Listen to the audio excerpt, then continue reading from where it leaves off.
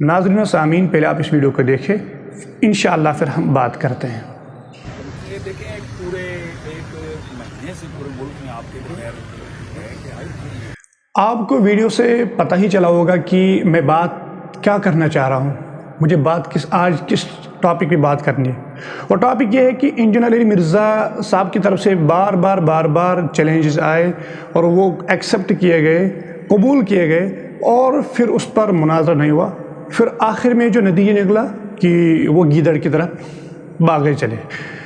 2 سال پہلے یہ چیلنج ہوا تھا مفتی طارق مسعود صاحب کے ساتھ، اور کہا تھا کہ المحنت المفند کے عقیدے پر بات کرنی ہے، جس پر مفتی طارق مسعود صاحب نے چیلنج قبول بھی کیا اور جہلم تشریف لے گئے، وہاں ویڈیو ریکارڈ کروایا۔ اس پر انجینئر علی مرزا صاحب نے کہا کہ میں تو سنڈے کو ملتا ہوں، منگل کو تو ملتا نہیں ہوں میں تو، اور وقت بھی مقرر نہیں ہوا، تو یہ اٹھ کے چلے آئے۔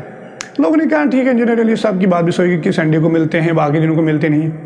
جب 26 نومبر کی بات آئی، حنیف قریشی صاحب کی ڈیٹ کی، وقت کی، مناظرے کی تاریخ متعین ہونے کی بات ہوئی، تو پورے ورلڈ میں بات پتہ چلی کہ 26 نومبر کو مناظرہ ہونے والا ہے۔ اس میں تاریخ بھی متعین ہوئی تھی، اور اس پر انجینئر صاحب نے یہ کہا تھا کہ میں وہاں نہیں جاؤں گا، ویلکم کرتا ہوں، قیامت کی صبح تک ٹائم ہے۔ یہی بات اس وقت طارق مسعود صاحب کو انہوں نے کہا کہ آپ کو قیامت کی صبح تک ٹائم ہے۔ یہی بات آج حنیف قریشی صاحب کو انہوں نے کہا کہ آپ کو قیامت کی صبح تک ٹائم ہے، آپ آئیں، آپ کو ویلکم ہے، آپ سنڈے کے دن آئیں، ہم بات کریں گے۔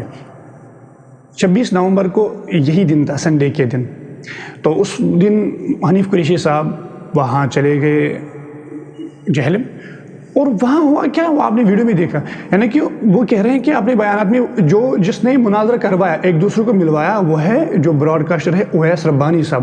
وہ خود کہہ رہے ہیں کہ ملنے ہی نہیں دیا، ہمارے فون چھینے گئے، کہہ رہے کہ اندر فون نہیں جائے گا، اندر کیمرے نہیں جائیں گے، مطلب وہی نا بند کمرے میں 4 دیواری چھوٹا سا ایک کمرہ ہے نا، چھوٹی سی ایک اکیڈمی ہے، اس میں جو 10-15 لوگ بیٹھتے ہیں، اسی بند کمرے کے اندر بس آپ کو بات کرنی ہے، جو آپس میں وہ ریکارڈ نہیں ہونی چاہیے۔ مطلب کیسا فتنہ ہے بھائی، ایک آپ چیلنج کر رہے ہیں، اس کے بعد ایک شخص آپ کو ملنے آ رہا ہے، آپ بات ہی نہیں کر رہے ہیں، آپ کیمرے کی اجازت نہیں دے رہے۔ اس وقت آپ نے یہ بھی کہا تھا مفتی طارق مسعود، بے شک آپ اپنا میڈیا لائے، بے شک آپ اپنا کیمرہ میں لائے، آپ ویڈیو لائیو چلانا چاہتے ہیں تو لائیو چلائے۔